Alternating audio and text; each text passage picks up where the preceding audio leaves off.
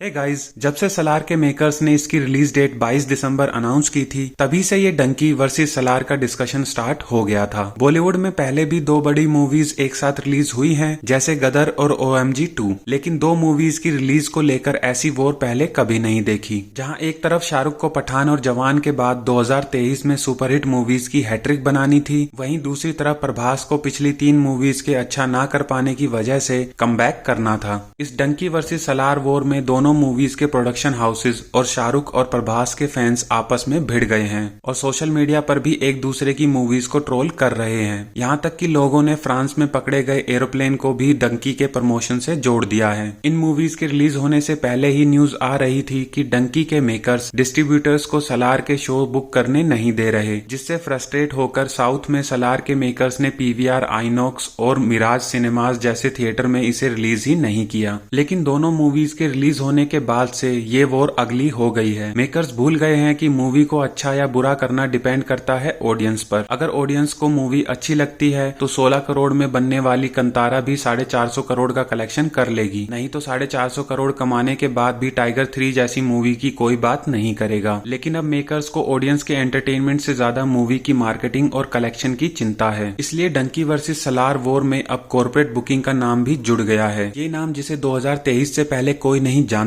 था। इसमें मेकर्स अपनी मूवी की टिकट खुद खरीद रहे हैं, सिर्फ इसलिए ताकि डेली मूवी के कलेक्शन ज्यादा दिखाए जा सकें। दोनों मूवीज के अर्ली मॉर्निंग और नाइट शोज ऑनलाइन बुकिंग में हाउसफुल दिखाए जा रहे हैं, लेकिन उन शोज की ऑफलाइन बुकिंग हो ही नहीं रही। यहाँ तक कि लोग वीडियो भी बना रहे हैं कि जिस टाइम के शोज हाउसफुल दिखाए जा रहे हैं उस टाइम पर मॉल बंद है। ये डेली बड़े कलेक्शन दिखाने की शुरुआत हुई थी RRR से, जिसने सबसे पहले वर्ल्ड वाइड कलेक्शन का पोस्टर रिलीज किया था। उसके बाद पठान के टाइम पर भी यही सब हुआ और फिर ये एक ट्रेंड बन गया। अब तो अगर कोई मूवी बड़ा बिजनेस नहीं कर पाती तो ऐसी टेक्निक्स का सहारा लिया जाता है उसका कलेक्शन बड़ा दिखाने के लिए। लेकिन मेकर्स का अपनी मूवी की टिकट खुद खरीदने से क्या फायदा होता होगा? तो इसका जवाब है मूवी की हाइप। जब इतने बड़े नंबर्स रिलीज किए जाते हैं और हर तरफ इसकी न्यूज आती है तो ऐसा बंदा जिसे मूवी देखनी भी नहीं है उसके अंदर भी एक क्यूरियोसिटी जाग जाती है। वो भी सोचने लग जाता है कि आखिर मूवी में ऐसा क्या है जो इतना कलेक्शन कर रही है, और वो खुद मूवी देखने के लिए चला जाता है, जिसकी वजह से मूवी का कलेक्शन बढ़ जाता है। और बस मेकर्स को तो यही चाहिए। एक वीक के बाद डंकी ने 300 करोड़ वर्ल्ड वाइड और इंडिया में ग्रोस कलेक्शन 170 करोड़ के आसपास का कर लिया है। दूसरी तरफ सलार की 175 करोड़ की वर्ल्ड वाइड ओपनिंग के बाद इसका कलेक्शन धीरे धीरे नीचे आ रहा है। फिर भी एक वीक के बाद इसने वर्ल्ड वाइड 500 करोड़ और इंडिया में 300 करोड़ का कलेक्शन क्रॉस कर लिया है, जिसमें से हिंदी बेल्ट में 100 करोड़ से ऊपर का कलेक्शन है। लेकिन सलार और डंकी के बजट में जमीन आसमान का फर्क है। जहाँ डंकी का बजट 120 करोड़ है, वहीं सलार का बजट 300 करोड़ से ऊपर का है। अब तो इन कलेक्शंस पर यकीन करना भी मुश्किल है, क्योंकि कोई नहीं जानता ये रियल है या फेक। इसलिए शायद जब गदर 2 के नंबर्स रिलीज किए गए थे तो उसे टैगलाइन दी गई थी इंडिया की रियल ब्लॉकबस्टर, जिसे करण जौहर ने भी कॉफी विद करण के एक एपिसोड में पॉइंट आउट किया था। मैं पर्सनली डंकी और सलार दोनों में से किसी भी मूवी पर कॉर्पोरेट बुकिंग का कोई एलिगेशन नहीं लगा रहा, और मुझे इन सब से ज्यादा फर्क भी नहीं पड़ता, क्योंकि मुझे दोनों मूवीज ही एंटरटेनिंग लगी थी। जहाँ डंकी फुल ऑफ इमोशंस थी, वहीं सलार में था जबरदस्त एक्शन। आप मेरे चैनल पर इन मूवीज का रिव्यू भी देख सकते हो। आप भी अपने स्टार की मूवीज एंजॉय कीजिए और एक दूसरे की मूवी को ट्रोल करना बंद कर दीजिए, क्योंकि कुछ दिनों के बाद कोई नई मूवी रिलीज होगी और ये सब लोगों को याद भी नहीं रहेगा। Thank you. वीडियो अच्छी लगी तो लाइक कीजिए और चैनल को भी सब्सक्राइब करके अपना सपोर्ट दीजिए।